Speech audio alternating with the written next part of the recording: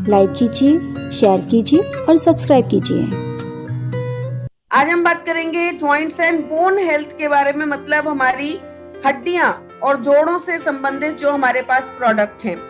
ये मैं सबको कहना चाहूंगी कि जब ये चीज खराब हो जाती है, हमारी हड्डियां वीक हो जाती हैं, तो हमारे लिए बहुत बड़ी प्रॉब्लम आ जाती है, बहुत बड़ा चैलेंज आ जाता है। क्योंकि हाथों पैरों में सूजन आने लगती है, चलना फिरना मुश्किल हो जाता है, स्वेलिंग रहती है और उठना बैठने में बहुत ज्यादा दिक्कत आती है। आप चल नहीं पाते, रोजमर्रा के घर के काम करना मुश्किल हो जाता है।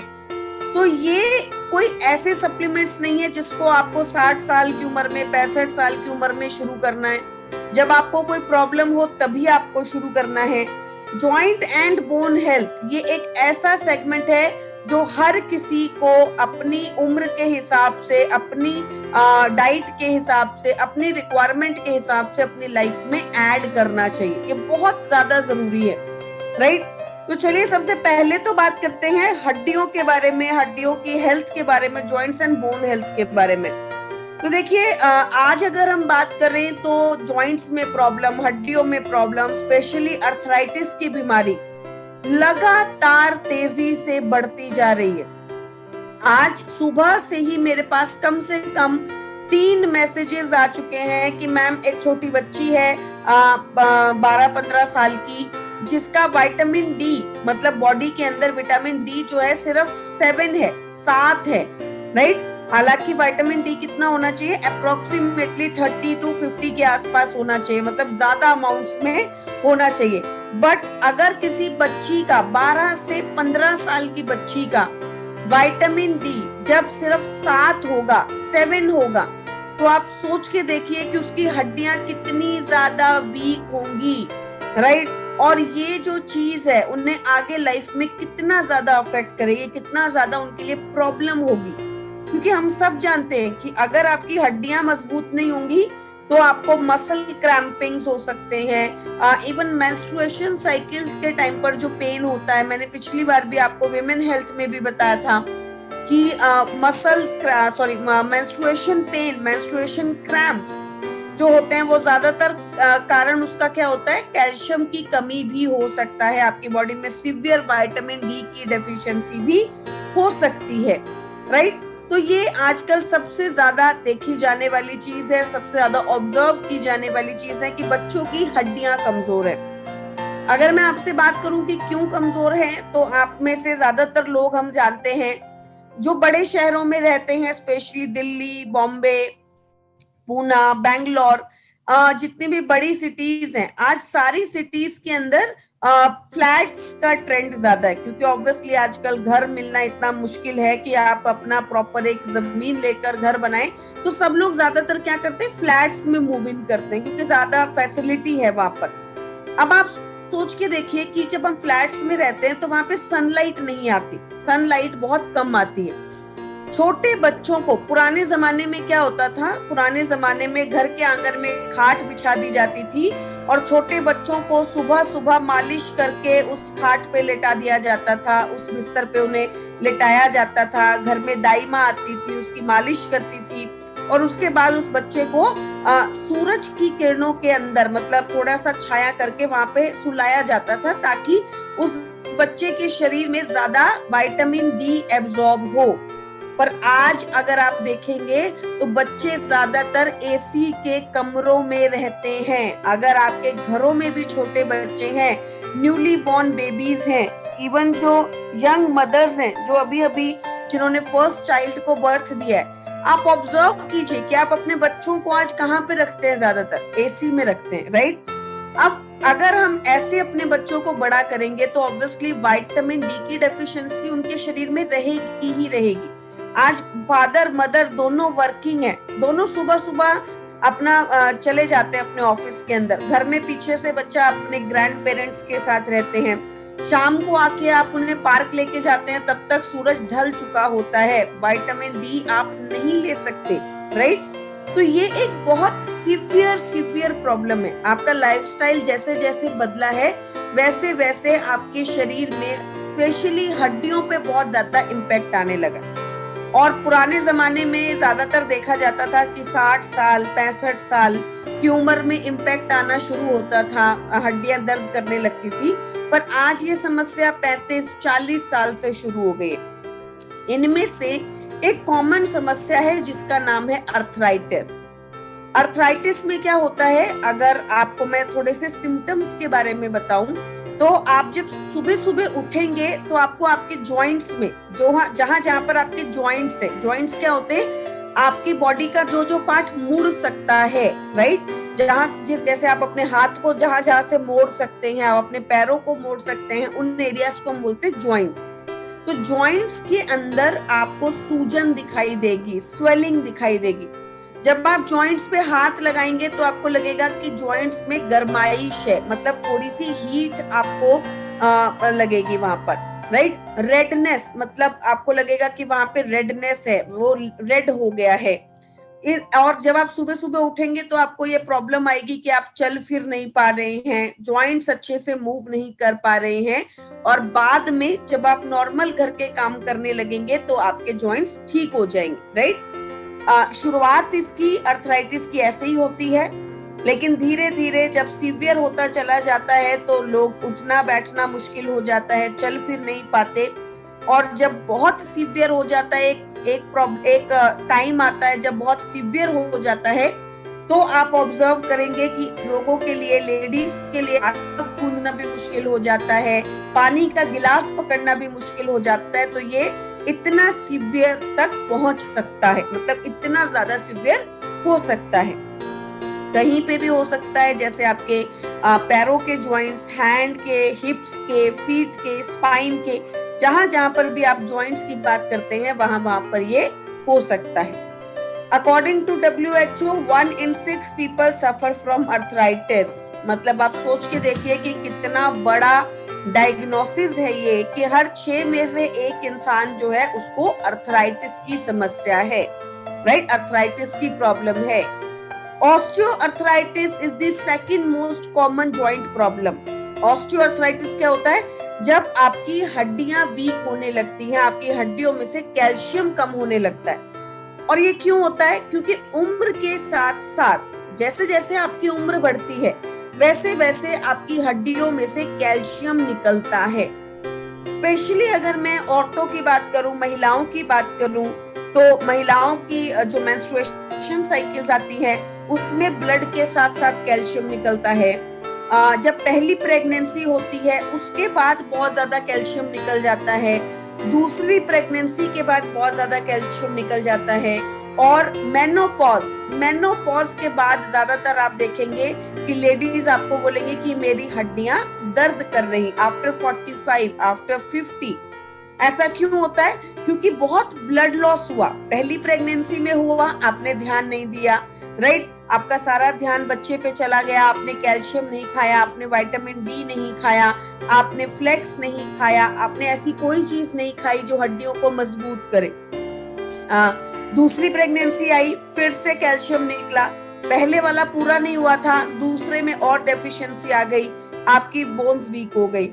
तीसरी जो समस्या है, तीसरी जो सिचुएशन आई वो है मेनोपॉज में फिर जो है हैवी ब्लड लॉस हुआ और बहुत ज्यादा सीवियर आपको सिचुएशंस आई, प्रॉब्लम्स आई, आपके हार्मोन्स इम्बैलेंस हुए और आपकी हड्डियां बहुत अंदर तक खोखली हो गई, अंदर तक आपको समस्या आपकी बढ़ गई, राइट। तो आप देखेंगे तो 45-50 की एज के बाद आपकी मदर के साथ आप देखिए, आपके सिस्टर के साथ आप देखिए, भाभी के देखिए, जो भी आपके घरों में जो लेडीज हैं उनको अगर आप ध्यान से ऑब्जर्व करेंगे, उनसे आप पूछेंगे कि आपको कब ये प्रॉब्लम शुरू हुई, तो वो ज्यादातर बोलेंगे 45-50 की एज में ज्यादातर ये प्रॉब्लम आने लगती है। अब इसमें होता क्या है कि आप मूवमेंट नहीं कर पाते हैं, आपको पेन होने लगता है, आपको दर्द होने लगता है हड्डियों के अंदर। तो चलिए सबसे पहले बात करते हैं हमारे पहले प्रोडक्ट के बारे में, और हमारा पहला प्रोडक्ट है वेस्टीज कोलेजन। हमारा जो कोलेजन है वो रोजिप एक्सट्रैक्ट के साथ कंबाइन किया गया, मतलब ये एक कॉम्बिनेशन है कोलेजन एंड रोजिप एक्सट्रैक्ट का, राइट। इसमें कोलेजन है, इसमें रोजिप एक्सट्रैक्ट है और साथ ही साथ इसमें विटामिन सी है, राइट। तो ये बेसिकली करता क्या है, ये हमें क्या फायदा करता है, क्यों आपको कोलेजन लेना चाहिए। सबसे पहले कोलेजन जो है हमारी हड्डियों में कनेक्टिव टिश्यूज को अच्छा करता है। अब जहां जहां पर भी आपकी हड्डी है, अगर मैं अपनी उंगली को मोड़ देती हूँ, राइट, तो मेरी उंगली जो है जब मुड़ती है, मेरी जो फिंगर है वो जब मुड़ती है, तो वहां पर एक तो कार्टिलेज है, कार्टिलेज क्या करेगा मेरी हड्डियों के आसपास एक स्पेस जनरेट करेगा। दूसरा क्या है, साइनोवियल फ्लूइड, ये मैं आपको अगली स्लाइड में दिखाऊंगी कि किस तरीके से कार्टिलेज और साइनोवियल फ्लूइड आपकी जॉइंट्स में होता है। और तीसरा क्या है, कनेक्टिव टिश्यूज, यहाँ पर आप स्लाइड में भी पढ़ सकते हैं, लिखा हुआ है available to the connective tissues, third line के अंदर आप इसे पढ़ पाएंगे, कनेक्टिव टिश्यूज। अब कनेक्टिव टिश्यूज क्या होते हैं, वो टिश्यूज जो कि हमारी कार्टिलेज को, हमारे जॉइंट को एक दूसरे से जोड़कर रखते हैं, एक दूसरे को कनेक्ट कर कर रखते हैं। आपको कहीं पे भी दो चीजों को जोड़ना होगा तो सबसे जरूरी चीज क्या है, उसके बीच का वो टांका, उसके बीच का वो कनेक्शन, उसके बीच की वो सिलाई जो कि उसको जोड़ के रखने में उसकी मदद करेगा। अगर आपने कोई आपके पास कोई भी चीज है और उसकी सिलाई जो है, उसका जो टांका जो है वो टूट गया, तो वो चीजें अलग अलग होकर बिखर जाएंगी, राइट, ऐसा ही होता है। तो बेसिकली कई बार क्या होता है कि हमारा कार्टिलेज ठीक होता है, हमारा साइनोवियल फ्लूइड भी ठीक होता है, राइट, हमारी हड्डी भी ठीक होती है, लेकिन समस्या कहाँ पर आती है, हमारे कनेक्टिव टिश्यूज में आती है। हमारे जो टांके होते हैं हमारी हड्डियों में, छोटे छोटे जो कनेक्टिव टिश्यूज हैं जो कि हमारे जॉइंट्स को आपस में जोड़ के रखते हैं, जिससे हमारे जॉइंट्स अच्छे से मूवमेंट कर पाए, अच्छे से फ्लेक्सिबल रह पाए, वो कनेक्टिव टिश्यूज क्या हो जाते हैं, डैमेज हो जाते हैं, उनमें सूजन आ जाती है, जिसकी वजह से आपके जॉइंट्स में स्टिफनेस आ जाती है, आप अच्छे से अपने जॉइंट्स को मूव नहीं कर पाते और आपको प्रॉब्लम आती है, राइट। आशा करती हूँ कि आप ये समझ पाएंगे कि कनेक्टिव टिश्यूज हमारी हड्डियों के लिए कितने ज्यादा जरूरी है। दूसरा, रोजिप एक्सट्रैक्ट। रोजिप एक्सट्रैक्ट आपकी हड्डियों में जो पेन होता है, जो स्टिफनेस आती है, उसे कम करता है। And third, vitamin C. Vitamin C हमारी हड्डियों में, हमारे शरीर में जो नेचुरल कोलेजन होता है उसे बनाने में हमारी मदद करता है। So basically collagen is very very important, right. Collagen basically दो चीजों पे काम करता है, एक हमारे हड्डियों के ऊपर और दूसरा हमारी स्किन के ऊपर, राइट। तो कोलेजन, हमारा जो कोलेजन है वो स्पेशली हमारी हड्डियों के लिए काम करता है, बट कुछ मात्रा में हमारी स्किन को भी अच्छा रखने में हमारी मदद करता है। तो अब कहाँ पे आपको कोलेजन लेना है, किस किस लोगों को आपको कोलेजन देना है। कोई भी ऐसा इंसान जिसको आपको लगता है कि उसके जॉइंट्स में दिक्कत है, जहां पर आप ग्लूकोसामाइन देते हैं, उसके साथ आपको कोलेजन जरूर कंबाइन करना है। क्यों? क्योंकि अगर कार्टिलेज खराब है, अगर साइनोवियल फ्लूइड खराब है, तो वहां पे कनेक्टिव टिश्यूज भी खराब होंगे ही होंगे, डैमेज होंगे। तो कई लोग क्या करते हैं, कई लोग मुझसे बार बार, मैं हमेशा आपको बार बार बताती हूँ कि मैम ग्लूकोसामाइन दे या कोलेजन दे, कोलेजन दे या फ्लेक्स ऑयल दे। तो कोई भी प्रोडक्ट किसी का सब्स्टिट्यूट नहीं है। घर बनाने के लिए ईंट, रोड़ी, पत्थर, सीमेंट, हर चीज चाहिए होती है। इसी तरीके से हड्डी बनाने के लिए कैल्शियम, विटामिन डी, आपका कोलेजन, आपका ग्लूकोसामाइन, हर एक चीज परफेक्ट अमाउंट में आपको चाहिए, हर एक चीज अच्छी अमाउंट में आपको चाहिए।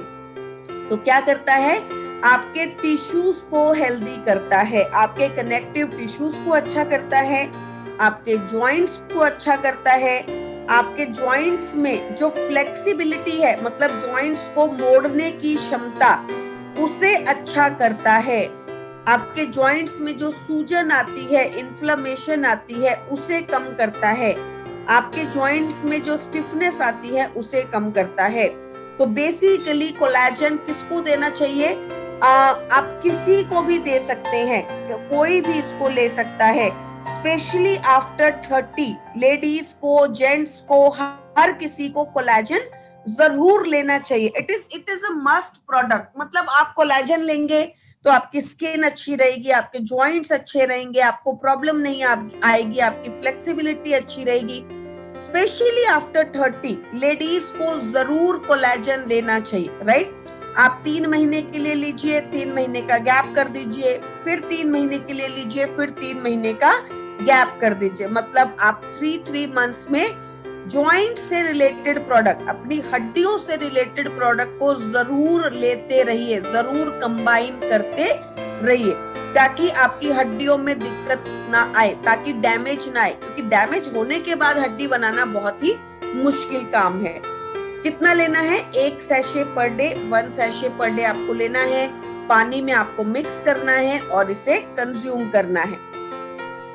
अगर किसी को सीवियर अर्थराइटिस की प्रॉब्लम है, रूमेटॉइड अर्थराइटिस, ऑस्टियो अर्थराइटिस, तो वहां पर कम से कम 6 महीने के लिए आपको कोलेजन देना है, रेगुलर कोलेजन देना है। मतलब उसमें कोई दो राय नहीं है, कोई कंफ्यूजन नहीं है, कोई शंका नहीं है कि आपको उन्हें कोलेजन बंद करना है 6 मंथ से पहले, राइट। देखिए, अर्थराइटिस कोई ऐसी समस्या नहीं है कि आप 1 दिन, 4 दिन, 3 दिन, 15 दिन, 1 महीने में ठीक कर देंगे। वहां पर डैमेज बहुत ज्यादा होता है, इसलिए कम से कम रेगुलर 6 मंथ्स के लिए आप उनको कोलेजन जरूर दीजिए। अगर आपको लगता है कि समस्या बहुत सीवियर है, समस्या बहुत बड़ी है, सामने वाला बहुत ज्यादा पेन और दिक्कत में है, तो आप 2 सैशे पर डे भी दे सकते हैं। 2 सैशे पर डे मतलब 1 सुबह 1 शाम को। और अगर आपको लगता है कि अभी अभी शुरू हुई है, आप टाइम दे सकते हैं, आप धीरे धीरे भी इसे ठीक कर सकते हैं, तो आप 1 सैशे पर डे भी ले सकते हैं। अगर आप प्रिवेंशन के लिए ले रहे हैं, आपको कोई प्रॉब्लम नहीं है, तो 1 sachet per day is enough, right. लेना कैसे है? इसको आप खोलेंगे, पानी में मिक्स करेंगे और कंज्यूम करेंगे। आप कब ले सकते हैं इसको? एम्प्टी स्टमक भी आप ले सकते हैं, सुबह खाली पेट भी आप ले सकते हैं, बहुत अच्छा काम करता है। और अगर आप किसी मील के बाद लेना चाहें तो 40 मिनट के बाद भी आप इसको ले सकते हैं, कोई प्रॉब्लम नहीं है, जैसा आपको सूट करे। अगर आपको लगता है कि आपके लिए फिजिबल है कि आप सुबह सुबह उठ के इसको एम्प्टी स्टमक ले सकते हैं, प्लीज गो अहेड। और अगर आप कभी भूल गए हैं, आप नहीं ले सकते, तो ब्रेकफास्ट, लंच, डिनर, किसी भी मील के बाद सैशे को खोलिए, 40 मिनट के बाद पानी के अंदर डालिए, मिक्स कीजिए और पी जाइए, राइट। इसका टेस्ट बहुत फाइन है। अब मार्केट में आपके पास बहुत कोलेजन है, right. Market is full of collagen. Indian market तो फिर भी उसमें कोलेजन इतना नहीं है, बट अगर आप जापानीज मार्केट जाएंगे, अगर आप कोरियन मार्केट जाएंगे, तो these people take collagen like water, मतलब वो पानी की तरह कोलेजन को कंज्यूम करते हैं, बहुत ज्यादा कोलेजन कंज्यूम करते हैं। And that is the reason for their skin, for their good skin, right. उनकी स्किन आप अगर देखेंगे तो बहुत अच्छे से जो होती है, उनकी स्किन बहुत टाइट होती है, बहुत ग्लोई होती है, बहुत अच्छी होती है, रिंकल्स नहीं होते उनकी स्किन के अंदर।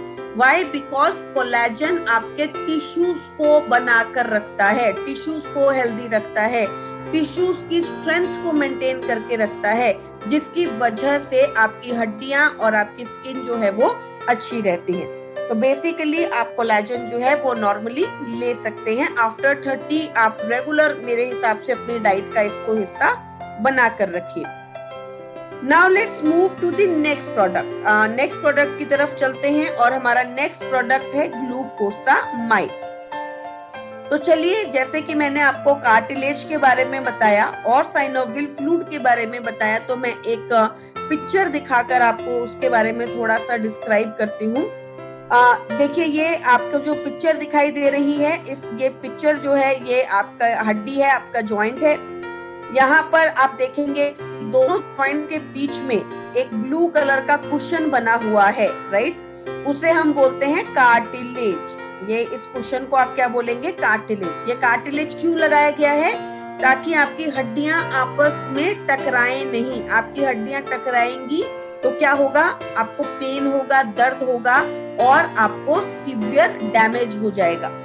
और बीच में क्या है, साइनोवियल फ्लूइड, ये जो पिंक कलर का मटेरियल आप जितना भी देख रहे हैं दोनों जॉइंट्स के बीच में, ये क्या है, साइनोवियल फ्लूइड। साइनोवियल फ्लूइड से क्या फायदा होता है, आपकी हड्डियां चिकनी रहती हैं। डॉक्टर के पास जाओगे तो डॉक्टर बोलेगा माता जी आपकी हड्डियों में ग्रीस खत्म हो गई, माता जी आपकी हड्डियों में चिकनाई खत्म हो गई। अब आपके घुटनों के जो आपको घुटनों को बदलना पड़ेगा, आपके घुटनों में चिकनाई खत्म हो गई है, राइट। इंजेक्शन डाल के आपके घुटनों में जो है साइनोवियल फ्लूइड डालना पड़ेगा। काफी सारे अलग अलग तरीके हैं, राइट। तो साइनोवियल फ्लूइड मतलब आपकी चिकनाई, जो कि आपकी हड्डियों को मूवमेंट में आसानी करती है। जब आपके घरों में चिटकनी बंद नहीं होती, आपके डोर्स जो है खराब हो जाते हैं, तो आप क्या करते हो, उसमें थोड़ा सा ऑयल डाल देते हैं। ऑयल डालते ही क्या होगा, आपकी जैसे ही उसमें चिकनाई जाएगी तो उसकी मूवमेंट क्या हो जाएगी, अच्छी हो जाएगी। इसी तरीके से आपका साइनोवियल फ्लूइड और कार्टिलेज अच्छा होना बहुत ज्यादा जरूरी है, राइट। अब हम बात करते हैं ग्लूकोसामाइन के बारे में। सो बेसिकली ग्लूकोसामाइन क्या करता है, ग्लूकोसामाइन हमारी इस कार्टिलेज और हमारे साइनोवियल फ्लूइड को हेल्दी करने में हमारी मदद करता है। मतलब ये नीले रंग का जो कुशन आप देख रहे हैं और ये जो पिंक कलर का साइनोवियल फ्लूइड है, उसे क्या करता है, दोबारा बनाने में मदद करता है, ठीक करने में मदद करता है, राइट। तो अब आपको एक चीज पता है कि अगर आपके जॉइंट में दर्द है, अगर आपकी हड्डियां मुड़ नहीं रही हैं, तो आपकी 3 चीजें खराब हो सकती हैं। एक आपका कार्टिलेज, दूसरा आपका साइनोवियल फ्लूइड और तीसरा आपका कनेक्टिव टिश्यूज, राइट। और इनके लिए हमारे पास 2 प्रोडक्ट हैं। कौन से प्रोडक्ट हैं, एक कोलेजन और दूसरा ग्लूकोसामाइन। कोलेजन स्पेशली हमारे टांकों को ठीक करेगा, कनेक्टिव टिश्यूज को ठीक करेगा, और ग्लूकोसामाइन साथ ही साथ हमारे कार्टिलेज और हमारी चिकनाई, हमारे साइनोवियल फ्लूइड को अच्छा करने में हमारी मदद करेगा। अब हमारा जो कोलेजन है वो 2 चीजों से मिलकर बना है, glucosamine and chondroitin, right. Glucosamine क्या करता है, कार्टिलेज और साइनोवियल फ्लूइड को अच्छा करता है, और कॉन्ड्रोइटिन आपकी जो जॉइंट्स में स्टिफनेस होती है, जो दर्द होता है, जो पेन होता है, उसे कम करने में आपकी मदद करता है। अब बहुत सारे लोगों का ये सवाल आता है कि मैम क्या डायबिटीज में ग्लूकोसामाइन खा सकते हैं, या ग्लूकोसामाइन खाने से क्या डायबिटीज बढ़ सकता है। तो देखिए, ग्लूकोसामाइन आपको नाम से ही बता रहा है कि उसमें ग्लूकोज है, right. Glucose plus amine is equal glucose है। इसका मतलब जब आप ग्लूकोसामाइन खाएंगे तो वो आपके शुगर को बढ़ाएगा, आपकी डायबिटीज को, आपकी बॉडी में जो शुगर है उसे थोड़ा सा इंक्रीज कर सकता है। तो क्या इसका मतलब ये है कि डायबिटिक पेशेंट्स को हम ये नहीं दे सकते? नहीं, ऐसा नहीं है, राइट। अगर आपके पास कोई डायबिटीज के साथ आया है, अगर कोई आपको कहता है कि मैम मुझे बहुत सीवियर डायबिटीज है और मुझे हड्डियों में दर्द होता है, तो सबसे पहले आप उसकी शुगर पे काम कीजिए, उसकी डायबिटीज को कंट्रोल कीजिए। उसके बाद धीरे धीरे करके आप उसकी डाइट में ग्लूकोसामाइन को ऐड कर सकते हैं, राइट। रेगुलर ऐड मत कीजिए, एक दिन दे दीजिए, एक दिन छोड़ दीजिए, ऑल्टरनेट डेज पर दे दीजिए, डोज को कम कर दीजिए। वो डिपेंड करता है कि सामने, ऐसा देखिए, अब जो डायबिटिक पेशेंट्स होते हैं, ऐसा तो नहीं है कि वो गुलाब जामुन नहीं खाते, ऐसा तो नहीं है कि वो खीर नहीं खाते, राइट। तो हमेशा सवाल ग्लूकोसामीन के ऊपर ही क्यों आता है?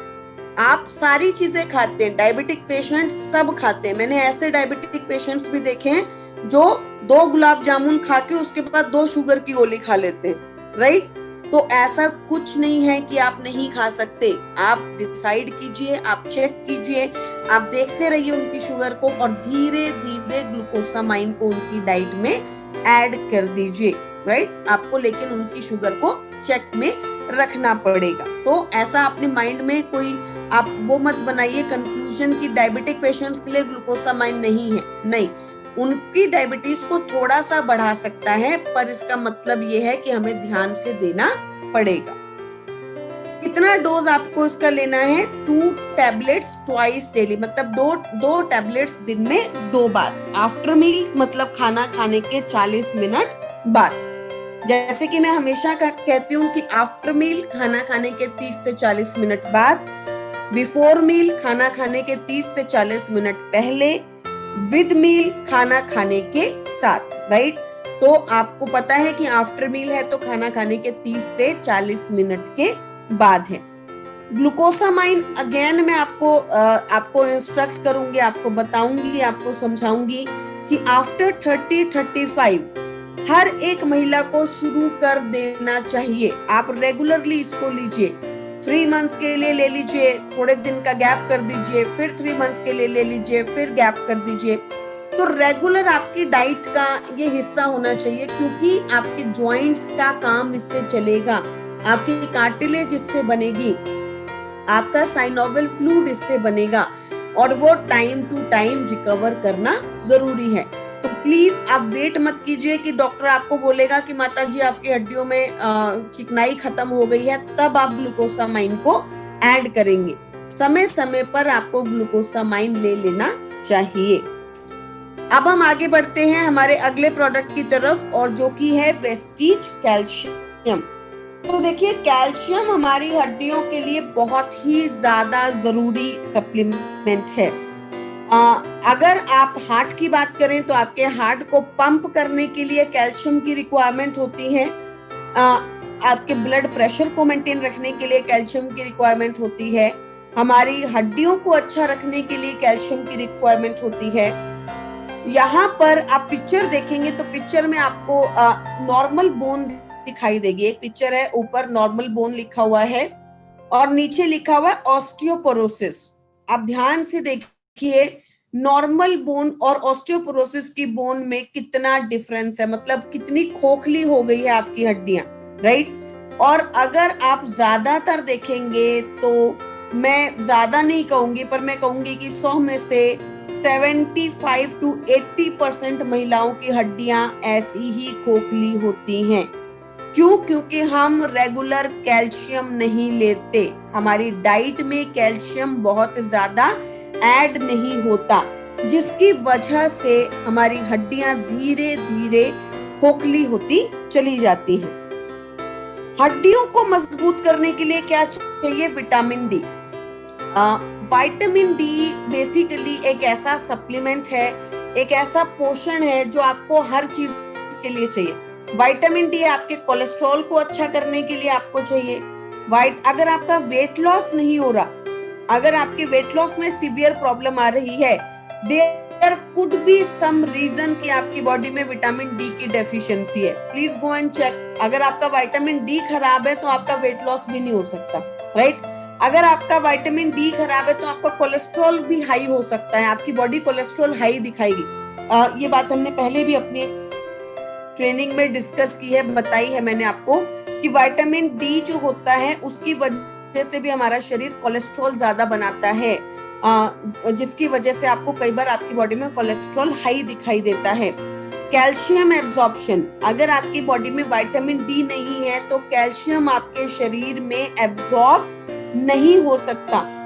जो लोग आपके पास आते हैं और बोलते हैं कि मुझे चलते वक्त हड्डियों में से कट कट की आवाज आती है, और बहुत लोगों की हड्डियों में आती है, राइट, जब वो चलेंगे तो हड्डियों में कट की आवाज आएगी, वो क्यों है? Vitamin D deficiency, right. उनके शरीर में आप चेक करवा लीजिए, विटामिन डी की डेफिशिएंसी मिलेगी।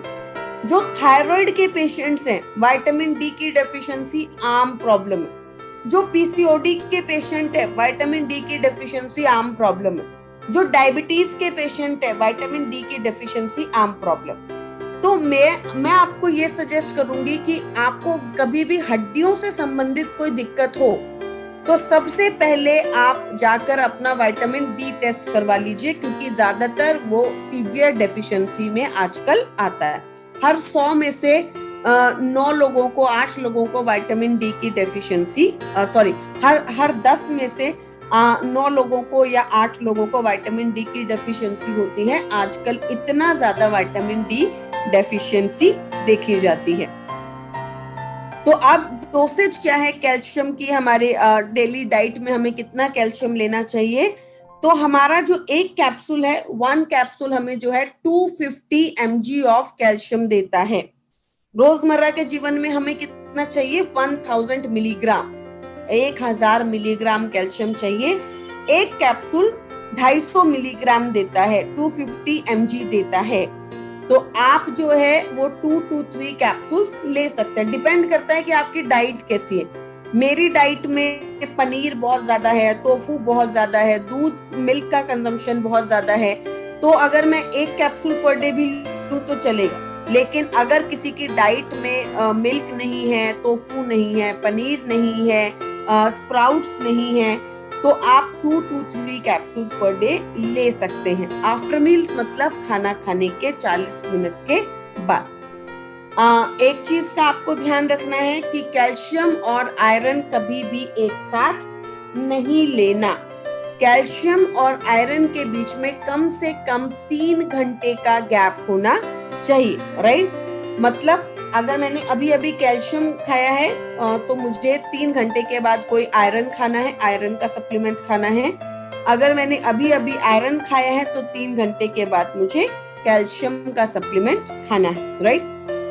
इसी के साथ अगर मैं आपको बताऊं कि जॉइंट्स एंड बोन हेल्थ के अंदर ये हमने 3 प्रोडक्ट हैं जिनको डिस्कस किया, लेकिन इसी के साथ कई लोग पूछते हैं कि मैम और कौन से सप्लीमेंट है जिसका हमें ध्यान देना चाहिए हड्डियों का प्रोडक्ट देते वक्त।